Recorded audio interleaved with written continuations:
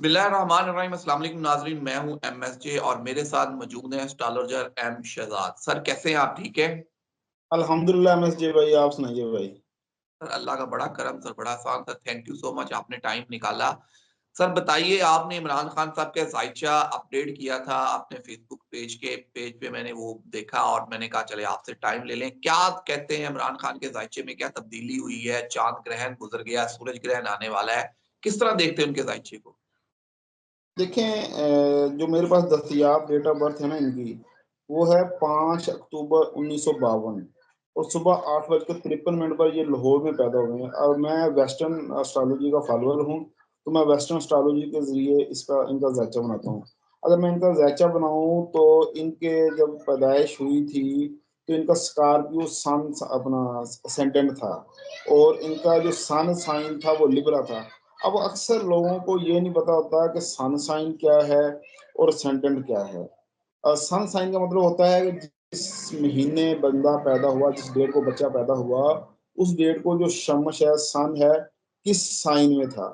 اب اس ڈیٹ میں، اس مہینے میں جو 20-25 دن کا جو سرکل ہوتا ہے، لاکھوں کروڑوں بچے پیدا ہوتے ہیں، تو ہر بچے کی خاصیت ایک جیسی نہیں ہوتی ہے۔ تو ہم کرتے کیا ہیں کہ اس خطۂ زمین پر جب بچہ پیدا ہوتا ہے، اس خطۂ زمین کے اس وقت کون سا سائن طلوع ہے، جس کو ہم اسینڈنٹ بولتے ہیں۔ اسینڈنٹ جو ہوتا ہے وہ انسان کی خوبیوں اور خامیوں کا اظہار کرتا ہے، کیونکہ وہ نیچرل ہوتا ہے۔ جو کہ سن سائن ہوتا ہے جو جنرل ہوتا ہے، تو اس کے مطابق ان کا جو سن اپنا بنتا ہے، اسینڈنٹ بنتا ہے اسکارپیو۔ اب بہت سے لوگ کہتے ہیں کہ یہ لبرا ہے، لبرا ہے، وہ اصل ان لوگوں کو سمجھ ہی نہیں ہے کہ سن سائن کیا ہے، اسینڈنٹ کیا ہے۔ اور اب ہم آتے ہیں اسکارپیو پر۔ اسکارپیو والے جو لوگ ہوتے ہیں نا، بیسیکلی یہ ہمت نہ ہارنے والے ہوتے ہیں، مستقل مزاج ہوتے ہیں، ضدی ہوتے ہیں، ثابت قدم ہوتے ہیں، مگر ان میں ایک چیز بہت بری ہوتی ہے کہ یہ کسی کو معاف نہیں کرتے ہیں، بدلہ لینے والے ہوتے ہیں، الٹی ہوئی بازی کو پلٹنے والے ہوتے ہیں، بلند حوصلہ ہوتے ہیں، سخت گیر اور گرم مزاج ہوتے ہیں، یہ کسی کو معاف نہیں کرتے، اڑیل ہوتے ہیں۔ اب اگر دیکھا جائے تو ان کے تالے میں زہرہ ہے۔ زہرہ کو محبت، عزت اور تسخیر کا سیارہ کہا جاتا ہے، تو اس لیے جب یہ ذاتی خانے میں آ جاتا ہے، تالے میں آ جاتا ہے، تو یہ لوگ ہر دل عزیز ہوتے ہیں، خوبصورت ہوتے ہیں، چہرہ اور حسین ہوتا ہے، خدوخال پر لڑکیاں مرتی ہیں۔ ٹھیک ہو گیا؟ تو یہ ان کی بیسیکلی جو ہے معاملات۔ اور اگر ان کا سیکنڈ ہاؤس دیکھا جائے، سیکنڈ ہاؤس میں ان کے ہے مارس۔ سیکنڈ ہاؤس میں جب مارس ہوتا ہے تو انسان اپنے خاندان کے نام کو روشن کرتا ہے، اپنے خاندان کے لیے ایک روشن چراغ ثابت ہوتا ہے، مضبوط قوت ارادی کا مالک ہوتا ہے۔ اور سیکنڈ ہاؤس میں جو مارس یہ بھی ظاہر کرتا ہے کہ پیسہ کماتے بہت ہیں مگر پیسہ جوڑتے نہیں ہیں، پیسہ بچاتے نہیں ہیں، پیسے کو جنریٹ کرتے رہتے ہیں۔ یہ پیسہ ان کے پاس کشش ہوتی ہے، پیسہ آٹومیٹکلی ان کے پاس آتا رہتا ہے۔ اس کے بعد اگر تھرڈ ہاؤس دیکھا جائے تو جو بہن بھائیوں کو ظاہر کرتا ہے، تو ان کے جو تھرڈ ہاؤس کا مالک ہے سیٹرن ہے، وہ ان کے 12 ہاؤس میں ہے، مگر شرف یافتہ ہے، ایگزلٹڈ ہے۔ اس کا مطلب یہ ہے یہ اپنے بہن بھائیوں سے ان کو بہت پیار ہے، اور بہنیں ہمیشہ ان کے لیے ان کی دعا گو رہیں گی، چاہے ان کی طرف سے ان کو جو بھی ہوتا رہے، یہ ان کے لیے اپنا دست شفقت برقرار رکھیں گے۔ اس کے بعد ان کا جو چوتھا خانہ ہے، جو کہ والدہ کو ظاہر کرتا ہے، خاندانی معاملات کو، وراثت کو ظاہر کرتا ہے، اس کا مالک بھی جو فورتھ ہاؤس میں ایگزلٹڈ ہے، اور وہ ہے سیٹن۔ تو ان کی گھریلو زندگی متزلزل رہتی ہے، مگر یہ اپنی والدہ کے نام کو روشن کرتے ہیں، کیونکہ ان کا فورتھ ہاؤس کا مالک 12 ہاؤس میں ایگزلٹڈ ہے۔ جس کی مثال انہوں نے اپنے ماں کے نام پر شوکت خانم ہاسپٹل بنا کے قائم کر دی ہے، جو کہ ایک دنیا تک قائم رہے گا۔ اب ان کا جو پانچواں خانہ ہے، پانچواں خانہ ہوتا ہے افیئرز کا، تعلیم کا، بچوں کے معاملات کا۔ ان کے پانچویں خانے کا جو مالک ہے وہ ہے جوپٹر، جو ان کے 7th ہاؤس میں بیٹھا ہوا ہے۔ اس کا مطلب یہ ہے کہ یہ اعلیٰ تعلیم حاصل کرتے ہیں، ان کی زندگی میں بہت سے افیئرز ہوتے ہیں۔ 5th ہاؤس افیئرز کا ہوتا ہے۔ اچھا، ان کی زندگی میں بہت سے فیز ہوتے ہیں، اور اوائل عمری میں ہی کھلنڈرے ہوتے ہیں۔ ان کی اولاد ان سے دور رہنے پر مجبور ہوتی ہے، کیونکہ 5th کا مالک 7th میں ہے۔ اس کے بعد ان کا 7th ہاؤس اگر دیکھا جائے، سوری چھٹا ہاؤس، چھٹے ہاؤس کو کہتے ہیں ملازمت کا خانہ، دشمنوں کا خانہ۔ تو یہ چھٹا ہاؤس ان کا مضبوط ہے، تو یہ کسی کے متحد رہ کے کام نہیں کر سکتے، یہ اچھی لیڈرانہ خصائل کے مالک ہوتے ہیں، کھیل سے پیسہ کماتے ہیں، اچھے کھلاڑی ثابت ہوتے ہیں۔ اس کے بعد سیونتھ ہاؤس ہے، سیونتھ ہاؤس بیوی اور شراکت داری کو ظاہر کرتا ہے۔ اس خانہ میں قمر حالت شرف میں ہے اور مشتری حالت رجت میں ہے۔ یہ ظاہر کرتا ہے کہ ان کی شادی کسی بہت اعلیٰ خاندان میں ہوگی، مگر ایک سے زیادہ شادیاں ہوں گی، ازدواجی زندگی مثالی نہ ہوگی۔ اس کے بعد ہم دیکھتے ہیں ٹینتھ ہاؤس، ٹینتھ ہاؤس کو ہم عزت، وقار، مرتبہ، کیریئر کا خانہ کہتے ہیں۔ تو ٹینتھ کا مالک 12ویں خانے میں حبوط یافتہ ہے۔ اس کا مطلب یہ ہے کہ ان کو اقتدار کے حصول میں بہت سی پریشانیاں آتی ہیں اور بہت سی جدوجہد کے بعد یہ اقتدار حاصل کرتے ہیں، مگر اقتدار ان کے لیے سانپ سیڑھی کا کھیل رہتا ہے۔ ان کے قربی ساتھی ان کو آستین کے سانپ ثابت ہوتے ہیں، اور بعض دفعہ ٹینتھ ہاؤس جو اقتدار کا خانہ ہے، اس کا مالک 12 ہاؤس میں حبوط یافتہ ہے جو کہ سن ہے، تو اقتدار کی راہوں میں موت بھی واقع ہوتی ہے۔ اقتدار کی راہوں میں جیسے ذوالفقار علی بھٹو کے ساتھ ہوا تھا، ایسا بھی ان لوگوں کے ساتھ ہونے کے امکانات ہوتے ہیں۔ یہ جسٹ پریڈکشن ہے جو کہ درست بھی ہو سکتی ہے، غلط بھی ہو سکتی ہے۔ اچھا، اس کے بعد ان کا ہم اگر 12 ہاؤس دیکھیں، 12 ہاؤس ہوتا ہے خفیہ دشمنوں کا اور ڈیتھ کا۔ تو ان کے 12 ہاؤس میں 3 سٹار ہیں، شمش ہے، زحل ہے، اطالت ہے۔ تو ان کے خفیہ دشمن ان کے ظاہری دشمنوں سے زیادہ ہوں گے، اور ان کی زندگی کو ہمیشہ خطرات لاحق رہتے ہیں۔ ٹھیک ہو گیا؟ اب یہ تو ان کا تھا پیدائشی ذائقہ، برتھ چارٹ۔ اب اگر موجودہ چارٹ پر آتے ہیں تو اس وقت جوپیٹر جو ہے ان کے 7th ہاؤس میں آ چکا ہے، جو کہ 26 مئی کو ان کے 8th ہاؤس میں جائے گا، اور سیٹن جو ہے ان کے 5th ہاؤس میں موجود ہے، جو کہ 25 مئی 2025 کو جائے گا ان کے 6th ہاؤس میں۔ اب بیسیکلی جیسے ہی یہ جوپیٹر جو ہے یہ چینج ہو کے 8th ہاؤس میں جائے گا تو مسائل بڑھیں گے، تکلیف بڑھیں گی، اور خاص طور پر یہ 8th ہاؤس میں جا کے تو ان کے لیے ازدواجی زندگی میں مسائل آئیں گے، بیوی دور ہوگی، بیوی کی تکالیف ملیں گی، اور ہو سکتا ہے ان کے درمیان میاں بیوی کے تعلقات ختم ہو جائیں اور ڈائیورس تک بھی بات پہنچ سکتی ہے، یا اندر خانے ایسی بات ہو چکی ہے۔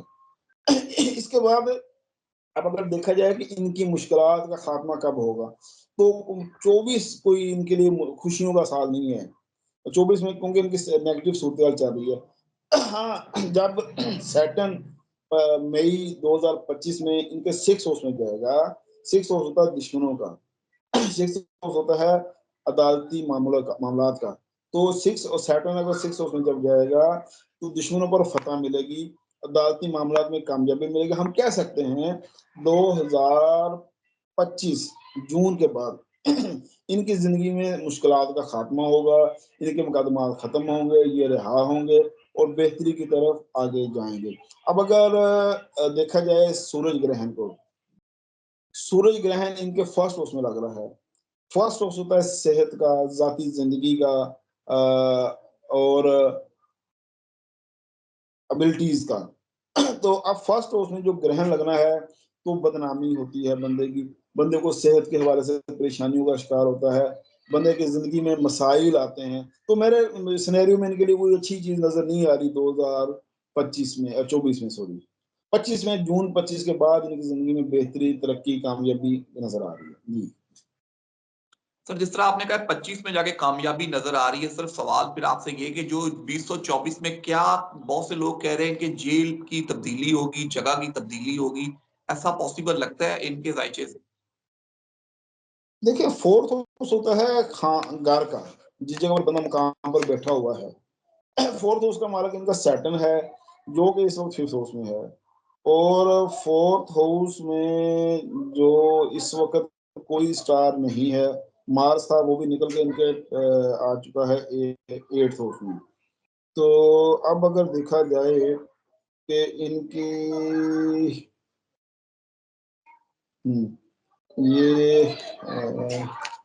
یہ کہہ سکتے ہیں آپ کے جگہ کی تبدیلی کے حوالے سے مارس نے سیٹن سے کران کرنا ہے ان کے مئی میں، سوری مئی، اپریل کی 15 کے بعد، اپریل کی 15 کے بعد، اپریل کی 15 سے لے کے اپریل 30 تک امکانات ہیں اگر یہ تبدیلی ہو سکتی ہے، مگر وہ پازیٹیو نہیں ہوگی، وہ نیگیٹو ہوگی ان کے لیے۔ 30 کے بعد کوئی چانس نہیں ہے جگہ کی تبدیلی کا، مگر میں سمجھتا ہوں کہ مشکل ہے ان کے جگہ تبدیلی کی جائے گی، اڈیالہ میں ہی رہیں گے۔ یہ اڈیالہ میں ہی رہیں گے اور آپ نے کہا 2025 میں جا کے ان کے لیے بہتری شروع ہوگی، کیا آپ کو ان کے ذائچے میں اقتدار واپس نظر آتا ہے کہ اقتدار واپس مل سکتا ہے؟ دیکھیں ان کا نا 7th ہاؤس کا مالک، سوری 10th ہاؤس جو کہ اقتدار مرتبے کا مالک ہے، ان کے 12 ہاؤس میں حبوط یافتہ ہے، ٹھیک ہو گیا۔ اب سیٹ جو سن ہے نا، سن کی اگر اچھی پوزیشن آئے گی، سن ان کے 10th ہاؤس میں آئے گا یا 10th ہاؤس میں کوئی اچھا سٹار آئے گا، تو ہم کہہ سکتے ہیں کہ یہ دوبارہ اقتدار میں آ جائے گا۔ تو اس کے حوالے سے اگر آپ دیکھا جائے تو 2027 میں جوپٹر نے 10th ہاؤس میں آنا ہے، اگر ان کو دوبارہ اقتدار ملا تو 2027-28 میں ملے گا، یعنی کہ یہ جو دور حکومت ہے اس کے خاتمے کے بعد امکانات ہیں، مگر وہ صرف جب جوپٹر ان کے 10th ہاؤس میں آئے گا، وہ 13 مہینے کا ٹائم ہوتا ہے، وہ غالباً 27 سے 28 تک ہے، اس وقت میں چانس ہے، اس کے بعد کوئی چانس نظر نہیں آئے گا، اس کے بعد سر بھول جائے۔ آپ سے میرا لاسٹ سوال، کیونکہ میں جتنا خان صاحب کو اسٹڈی کیا اس میں یہی ہے کہ انہوں نے ہمیشہ لوگوں کو غلط ثابت کیا ہے، وہ انہوں نے اتنی اسٹرگل کی ہے کہ جیسے بھی لوگوں نے انہیں کہا کہ خان ایسا نہیں کر سکتا، انہوں نے وہ کر کے دکھایا ہے۔ لوگوں نے کہا تھا خان صاحب جیل میں جائیں، رہ نہیں سکتے، رہ کے دکھایا ہے۔ کیا ان کے کوئی جو ہے برتھ چارٹ، اس میں ایسی کیا خوبی ہے کہ جب بھی کوئی ان کے خلاف نیگیٹو کرتا ہے وہ اس کو پازیٹیو کر کے دکھا دیتے ہیں؟ ایسا ان کے چارٹ میں کیا ہے؟ دیکھیں ایک تو یہ ہے، یہ اسکارپین ہے، اسکارپین والے نہ ہمت ہارنے والے ہوتے ہیں، ناقابل یقین کام کرنے والے ہوتے ہیں، حالات کو اپنی محنت سے، اپنی سٹرگل سے چینج کر دینے والے ہوتے ہیں، اور ان کا ذاتی سٹار مارس ہے۔ مارس ہمت، حوصلہ، جرأت، طاقت کا سٹار ہے، مگر ان کے جو اصل چیز ہے، ان کے 12 ہاؤس میں سیٹن جو ہے وہ شرف یافتہ ہے۔